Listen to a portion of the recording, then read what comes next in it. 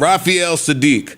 I want to get to what he had to say about neo soul, just because I thought it was pretty important. Okay. Yes. While you're looking that up, I do want to say rest in peace, rest in power to Bob Power, who was super important mixing and recording engineer on a lot of that neo soul. I'll put it in air quotes because I know a lot of those people hate that term.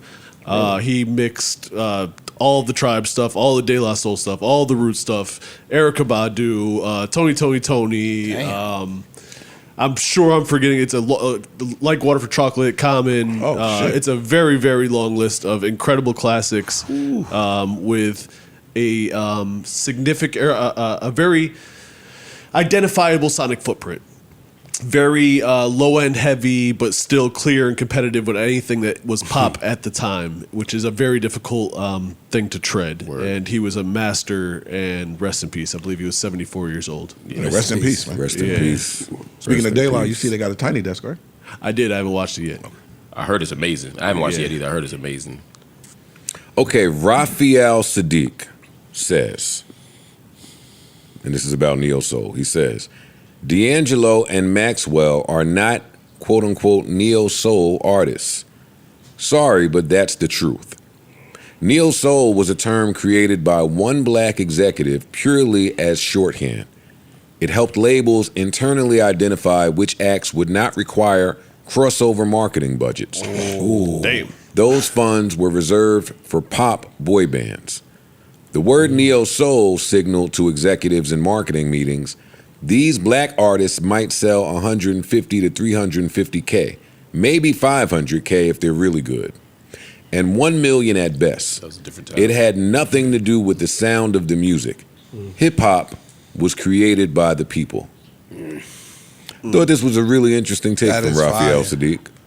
It makes sense. Now, could it be that? Can we push back a little bit on that, though? Of course, we definitely can. Because he could be correct. And could we have taken it and now that we apply it to what we know as neo soul, just because it was created and started at this way? We've done that with other words. So it's like, neo soul was meant to mean this, but now we've kind of taken it and now we embrace that, and now this is what it means. Because now you say neo soul today, nobody thinks that. I have, first of all, far be it from me to disagree with Raphael Saadiq on anything music. Yeah, he's forgotten more about music than... Of course. So I agree with everything he said. I also, in addition to that, think that, actually, you know what? I take exception to one little thing, which is that, no, he's right. It didn't have anything to do with the music. But today, to your point, I think it does. Yeah. Because there's a moment in music, particularly I think about Black Lily, I think about the Black Lily events, these live events. I think about when NDRE and the Jazzy Fat Nasties and Kendrick the Family Soul and Jill Scott and Bilal. There's a sound there. Soul Aquarians, there's a sound there. And so forth and so on, that I think I don't want to ignore, but I agree that could just be seen as an extension of the soul tradition. Yeah. But there was something about that sound in the late 90s, early aughts that was distinct, and that you could tell and say, when I hear, even Donnie, even when I hear, there's certain albums that I heard at that time that felt a way and were connected to a thing. But I think it's important what he said, to realize that wasn't our creation, that these categories and these labels get made for us and then we buy into them. And to hear that they were organized not to figure out how to support us, but how to not support us. That's crazy. That's crazy to me. That was crazy. It's like when they say we're one of the best urban podcasts, as opposed to we're one of the best podcasts. So if you take that into consideration and you're a white executive, when you come into their office, they looking at you like you are the urban podcast, so you may not be as entitled to the same exact budget or allotment that Rogan or Justin Bateman or one of those guys is entitled to. You get what I'm saying? So I think it's a way that they do minimalize a specific thing or a group to be advantageous in their negotiations. That's what Byron Allen ended up suing. He was like, I'm getting framed as a minority business and a minority channel. He's like, I own the Weather Channel. that's not fucking urban yet. That's true. That's true. We don't even use the Weather Channel. Word. I didn't know a black person ever to watch the Weather Channel. You're right. We be right here on this phone. Or you ask somebody, or we go by our knees, right? Alexa, what's it's the gonna weather? rain. You see my elbows. That's true. But we're not going by that.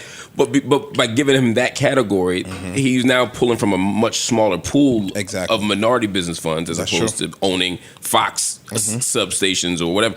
So we see it across business genres. I think that was such an important point that Raphael Saadiq I agree. made. I love it. I love the point. The greatest thing I got from what he said was that the neo soul acts feel offended hearing the term neo soul. I've heard that over the years. Jill used to I never complain knew all that. the time. That's part just said. Yeah, I've heard a lot of them don't like the term. You know, Yeah. so maybe it's minimizing. I don't know. And it disconnects you from the tradition. It's like I'm a soul artist, right? Why? True. Why am I different than this person or that person? I'm part of the same tradition. Yeah. So I never thought about it like that. That's dope. Same And- way some people don't like segmenting of hip hop. Honestly, I was gonna say, what's the difference in saying this is backpack rap? It's really no A different. lot of backpack rappers don't like They that don't like either. that. They don't like it. Yeah, like that's. I can see why. Yeah. Even if it is that sound, I get it. I get it. Would you do away with the term with the new information? I would try to. Yeah. I wouldn't. I would try to. You know, I Out of would. respect, I would. I wouldn't. Oh wait, you talking about neo soul or backpack rap? Neo soul. Oh, neo soul. Yes. Yeah, I would get rid of that. Yeah. I'm sorry. But not backpack. Because backpack rap, as I understand it, didn't come from record execs. It came from us. So if it's our shit that we're saying to label our own music and our own culture, I'm down with it. I just don't want somebody up above. I don't want somebody in a suit doing that for us. What if it's still kind of, I don't want to say derogatory, but minimalized? Yeah, it's minimalizing. It's kind of still poking fun minimalistic. a little bit. Yeah. Like, That's fair.